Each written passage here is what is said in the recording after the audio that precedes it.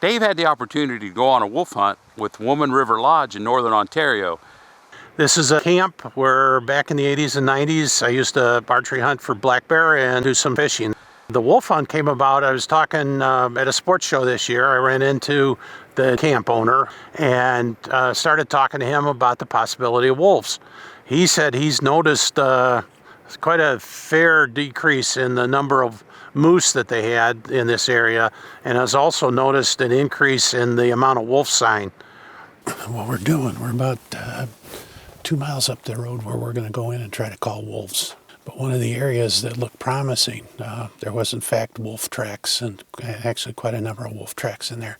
Now it's hard to say. They have a home range of about 60 square miles.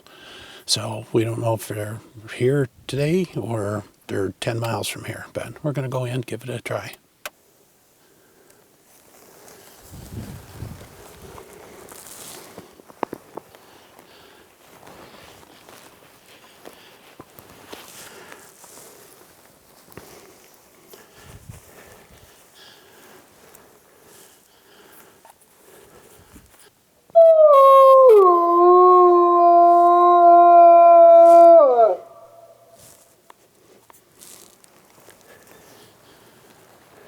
We were using an electronic call, and we'd set the call a little bit further down on power lines, anywhere we could get a good long-range shot, because we thought those wolves would pop out 100 yards, 200 yards out and see what's going on, more like a coyote.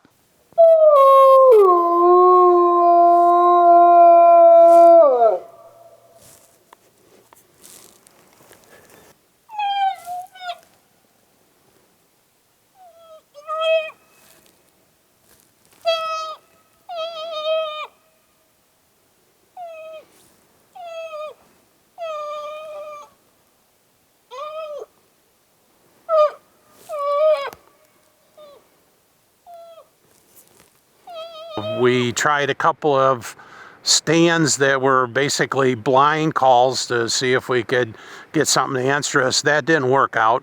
And at that point we decided we needed to get serious about it and really start scouting. So what we did is there's roads all through this area. A lot of them are logging roads, some of them are mining roads, but we go out every morning and drive the roads nice and slow, look for a new sign where they may have crossed or might have congregated in the night.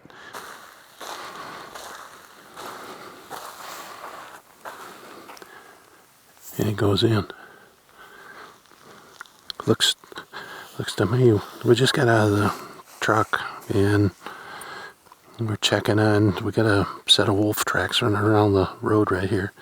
We ran the roads again looking for the fresh wolf tracks, and we found an old gravel quarry that was just loaded with fresh tracks and scat. So that evening we were going to set up on that gravel pit. Well, we found a new spot this morning. Again, we're wolf hunting in Canada, so we found a new spot, looked promising, and we're going to go in, give it a call, sit there for a while, let everything calm down. We got a road grader working on the road south of us, so just going to let things calm down, sit for a while, and then start calling probably an hour before dark. So let's see what happens. 65284. For those of you that wonder about things like that. It's custom built by a good friend of mine in Chabanel, Illinois, Carter's Gun Shop. 140 grain Hornady AMAX. Hand load. Well, that evening we're in there just about an hour before dark, and we had an old lane that you could see for a long ways. I had my second angle camera down here, and I was sitting with the tripod legs across my legs with our feet dangling off the edge of the gravel pit. We set up to call. I started the series out with, I think I used a moose calf distress to start with.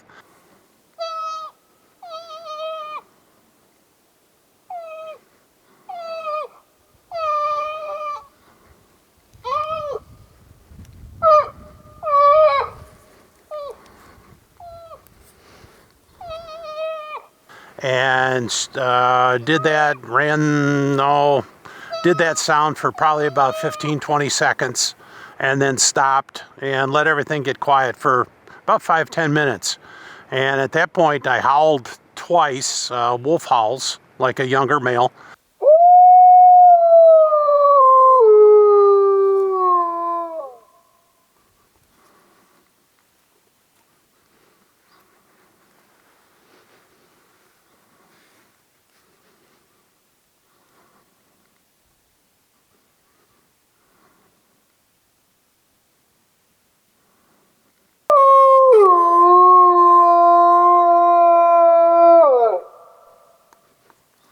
He does a couple call sequences. Nothing's happening, nothing's happening. And right behind us, we hear the of something coming in. We were about 35 yards off the timber road. The first animal that came in behind us came downwind from us, and you could hear him coming to bush. You heard a couple steps. Dave and I, neither one of us really felt anything. We could have been anything. So, and then we hear two more come in. You hear, all of a sudden you're hearing three. You hear them all around, right behind, between you and the road, to 35 yards, right behind us. So when Dave and I turn around, I turn to my right like this. My tripod legs are here, my camera's right in front of me. And I turn around like this, and there's a black wolf at 35 yards giving me the serious stare down. So I'm up like this, so I grab my legs, and I freeze, and I'm staring. None of the cameras aren't even on. And I'm watching the wolf, and the wolf's watching me. And then another wolf runs up beside him. So there's two black wolves right here at 35 yards from me. And Dave's froze. None of us can move because the wolf's giving us the stare down. And Dave's got his rifle ready. I'm halfway to my camera, and we're watching the wolf. And the second wolf that came up broke off and went over the pack. And when that wolf broke over, another wolf behind Dave came around Dave. Dave was sitting to my left.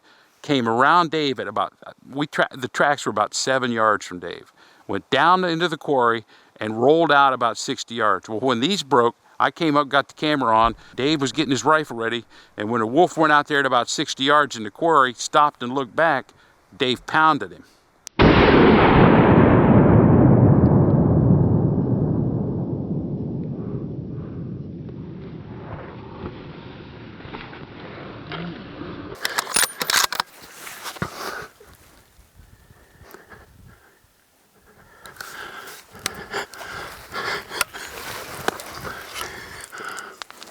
Another one.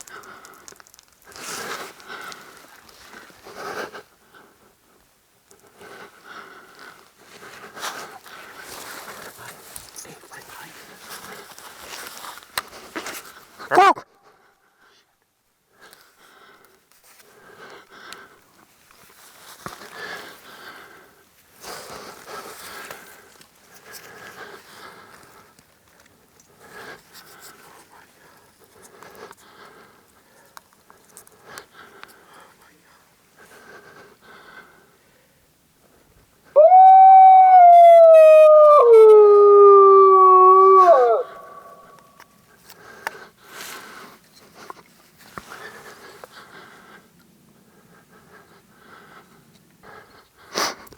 You talk about an adrenaline rush. There's nothing like that.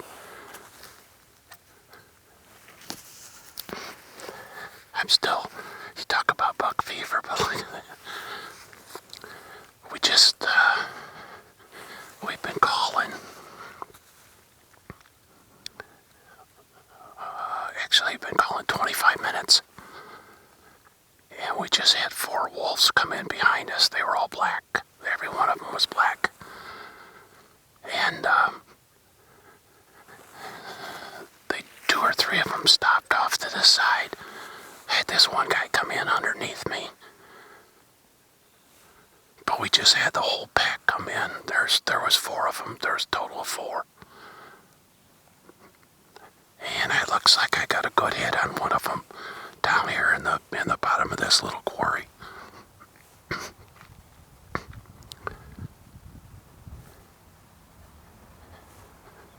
And I got a real case of buck fever right now.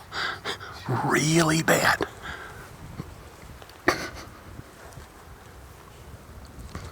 He's a He's big. He's really big. Look at this. Look at this.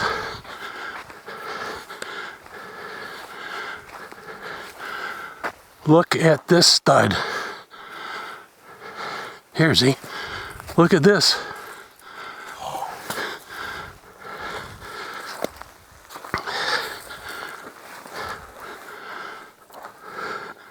Is he gorgeous? We did it. We started calling about an hour before sunset. It's an area that we saw that just really looked good, and we figured there might be some animals close. We found some droppings, which we hadn't seen yet, and found some fresh droppings and thought maybe some animals would be in kind of close. We decided to call it, and had a good wind to call.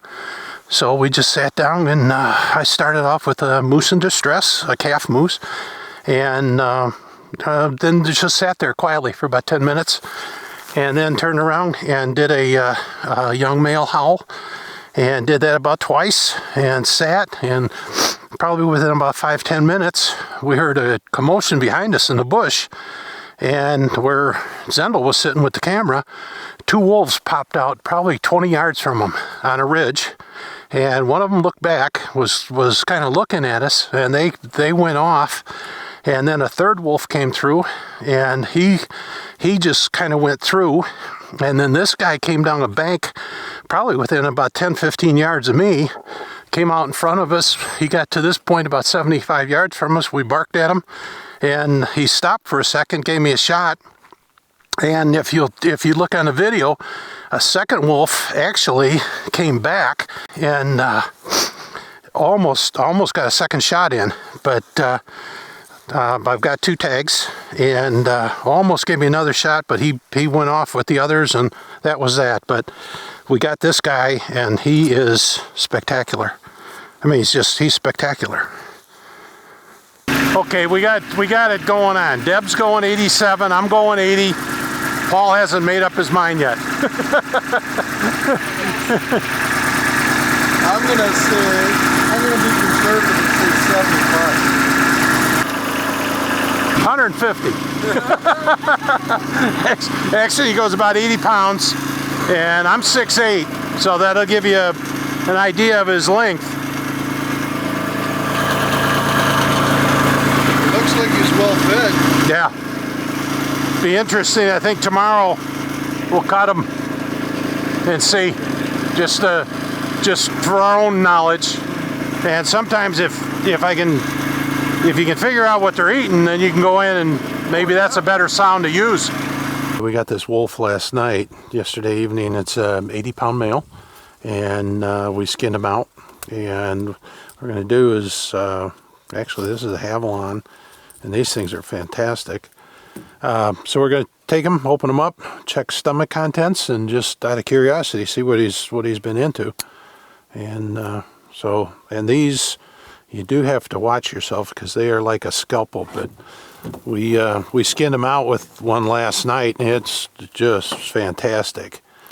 But if you look at it, the entrance was here. He's actually kind of quartering towards us a little bit, and looks like I've got remnants of a.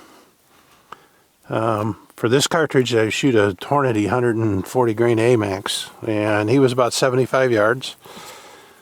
And so let's see what we got. This is the exit. So he was kind of slightly quartering towards me, about 75 yards. Hit him up here, and sure with the bone. Bullet started to come apart, and it exited here. So let's see what we got. Boy, does that cut nice. Holy smoke. And it was cold last night. We're in Canada. It was cold last night. There's the rib cage.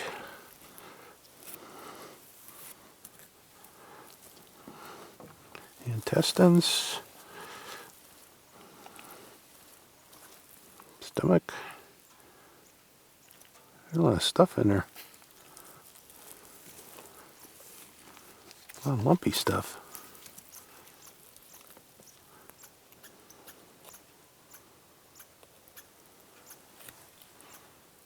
Holy smoke. Moose. These guys killed a moose. Look at that. Look at the moose hair. Yeah, they killed a moose. Look at this. There was a pack of 4 came in last night. We were able to get this guy, and we probably came within about a half second or so of getting a shot on another one. Look at this. It's a moose.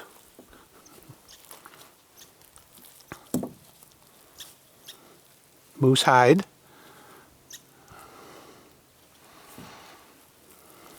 And this is all fresh. I mean, this isn't even...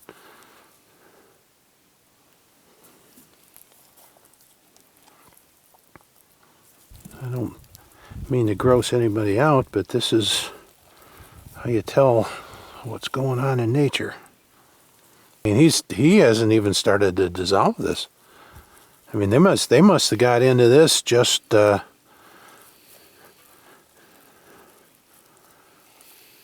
this is, I'll bet you this is just from the night before. So, you know, we're in an area. This is interesting because we're in an area. I used to hunt up here quite a while ago, and I've never seen as many wolf tracks up in this area as I have in the past.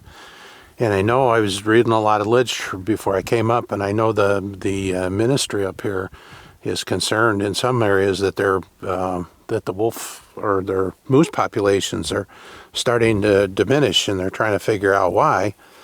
And basically, looking at this guy, here's one of the reasons. So it looks to me in this area that definitely wolf numbers are up, which is going to be equate. I mean, it's nature. It's going to equate to wolf populations are up and moose populations are going to go down. It's the same with caribou, elk, or anything else. If you don't manage a predator, then you're just simply feeding them with all of your other game animals. So they do need to be managed. I know it's controversial, but the bottom line is if you don't manage predators, you're not gonna have any game species.